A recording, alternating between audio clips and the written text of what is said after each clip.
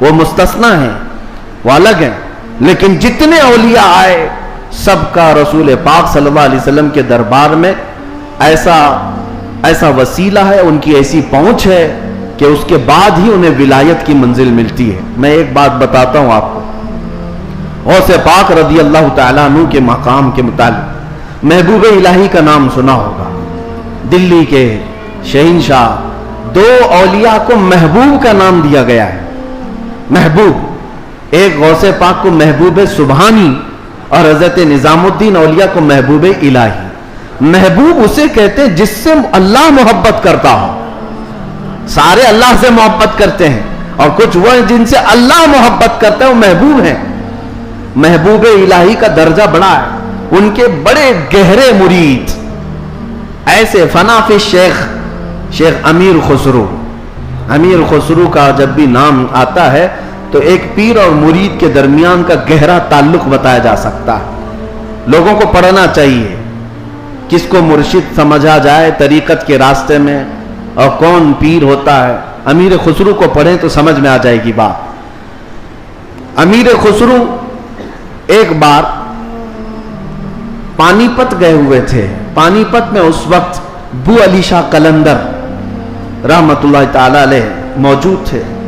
یہ محبوب الہی کے ہم زمانہ ہیں، اسی زمانے کے۔ ان کی کرامات کا حال بھی بہت بڑا تھا۔ امیر خسرو ان کی محفل میں بیٹھے، جمعرات کو ایک بار ان کے ہاں محفل ہوتی تھی بو علی شاہ قلندر کے ہاں، اور محفل میں ہوتا کیا تھا، جب ذکر کی محفل ہوتی اس کے بعد جتنے حاضرین ہوتے بو علی شاہ قلندر سب سے کہتے اپنی اپنی آنکھیں بند کر لو۔ لوگ اپنی اپنی آنکھیں بند کرتے، وہ سیدھے رسول اللہ کا دیدار کراتے تھے۔ نبی پاک صلی اللہ علیہ وسلم سامنے بیٹھے ہوئے ہوتے اور بو علی شاہ قلندر ان کے سامنے ہوا کرتے حضور کے۔ یہ ہر جمعرات کو بو علی شاہ قلندر کی محفل میں ہوتا تھا۔ امیر خسرو مرید تھے محبوب الہی کے اور گئے تھے بو علی شاہ قلندر کی محفل میں، اور جب دیدار کرائے تو امیر خسرو بھی خوش ہوئے کہ رسول پاک صلی اللہ علیہ وسلم کا دیدار ہوا مجلس میں۔ لیکن بات اتنی ہوئی، آنکھیں کھولنے کے بعد بو علی شاہ قلندر امیر خسرو کو یوں کہتے ہیں، خسرو میں تو رسول اللہ کی مجلس میں تجھے لے گیا، تیرا پیر تو وہاں کہیں نظر نہیں آیا، تیرا پیر وہاں پر نظر تو نہیں آیا۔ امیر خسرو کو یہ بات لگ گئی، میں میرا مرشد میرے پیر کا مقام بلند سمجھتا ہوں، لیکن حقیقی بات ہے کہ حضور کے دربار میں جب میں تصور میں حاضری دیا، محبوب یہ بو علی شاہ قلندر بھی تھے اور بھی اولیاء تھے، لیکن میرے پیر تو نظر نہیں آئے۔ وہ غمگین حالت میں اپنے پیر کے پاس آئے، اپنے مرشد کے پاس۔ محبوب الہی سے کہتے ہیں آج میں محفل میں گیا اور انہوں نے فارسی ایک کلام لکھایا ہے، شب جائے کہ من بودم، بہت مشہور کلام ہے امیر خسرو کا۔ اس واقعے کے بعد انہوں نے لکھا تھا، پہلے پورا واقعہ کیا ہوا وہ میں بتاتا ہوں۔ محبوب الہی کے پاس روتے ہوئے کھڑے تھے، بو علی شاہ قلندر نے رسول اللہ کا دیدار کرایا، لیکن ساتھ میں انہوں نے مجھے تانا مارا کہ تمہارا پیر تو محفل میں نظر نہیں آیا۔ محبوب الہی نے کہا کہ پھر سے جاؤ محفل میں، پھر سے جاؤ محفل میں، بو علی شاہ قلندر کے دیدار ہو رہا ہے اور اچھی بات ہے۔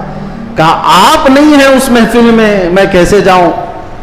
محبوب الہی نے تھپک کر کہا خسرو بو علی شاہ قلندر سے مت پوچھنا، جب وہ دیدار کرائیں رسول اللہ کا تو خود رسول اللہ سے پوچھنا میرا پیر کہاں۔ اولیاء بہت سارے بیٹھے ہیں، محبوب الہی کہاں ہیں؟ تو میر خسرو گئے۔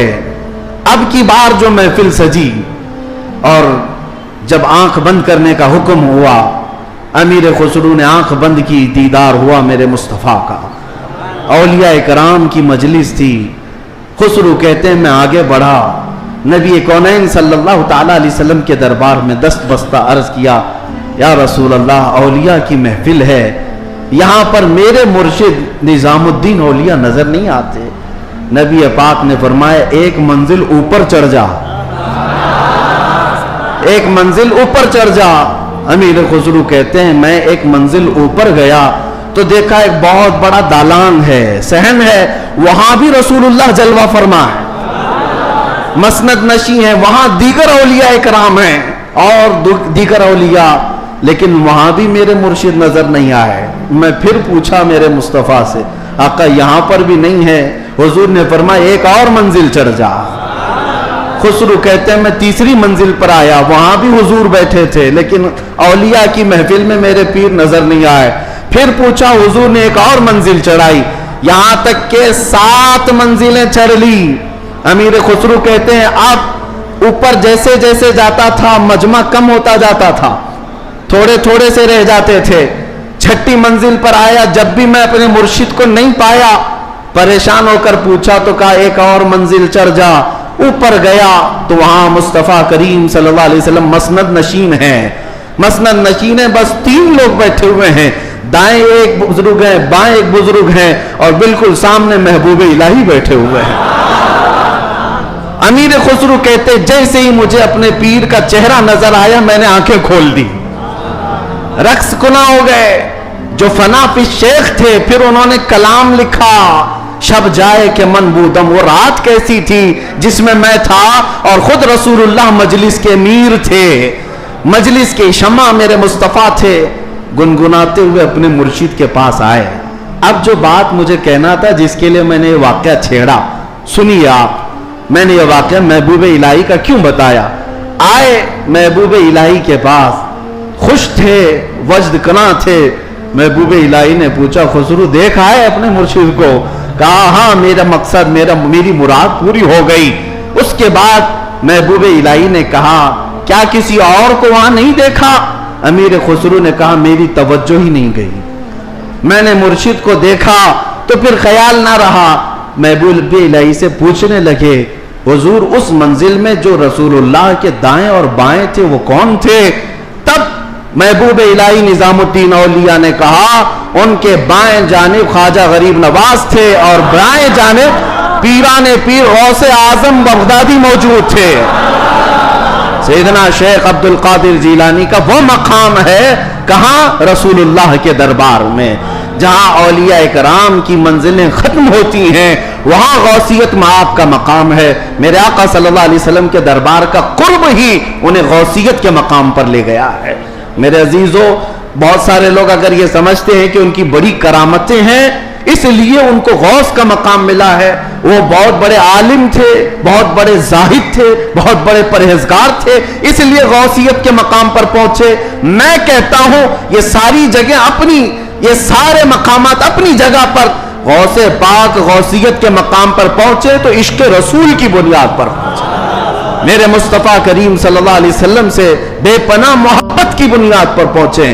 اس لیے میں نے زندگی میں دیکھا ہے جب کبھی کوئی رسول اللہ کی طرف انگلی بھی اٹھاتا یا اعتراض کرتا اپنی کرامتوں سے اس کا منہ توڑ جواب دے دیتے تھے، اپنی کرامتوں سے غوث پاک رضی اللہ تعالیٰ عنہ ان کا جواب دیتے۔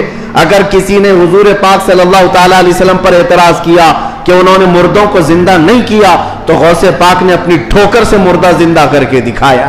400 سال بعد غوث پاک رضی اللہ تعالیٰ عنہ اعلان کرتے تھے تو رسول اللہ کے بارے میں بات کرتا ہے، میں ان کے بیٹے کے بیٹے کے بیٹے کے بیٹے کے بیٹے 400 سال بعد آیا ہوں اور اللہ نے میرے پاؤں میں یہ طاقت دی ہے کہ قبر کو ٹھوکر لگاؤں تو مردہ زندہ کھڑا ہو جائے، اور جس کی میں نسل سے ہوں وہ اگر کہیں ٹھوکر لگائے پورا قبرستان کھڑا ہو سکتا ہے۔ نبی پاک صلی اللہ تعالیٰ علیہ وسلم کی ذات پر اگر کوئی انگلی اٹھاتا میرے غوث اس کو اپنی کرامت سے جواب دیا کرتے۔ عزیزان گرامی وقار، سلطان الاولیاء غوث پاک رضی اللہ تعالیٰ عنہ سے اپنا رشتہ مضبوط کرو، اپنے نسبتوں میں قادری پٹا ضرور رہے، قادری نسبت ضرور رہے، اس لیے کہ یہ نسبت ہی ایسی ہے جس پر پوری دنیا فخر کرتی ہے۔ قیامت میں منادی دے گا یہ ندا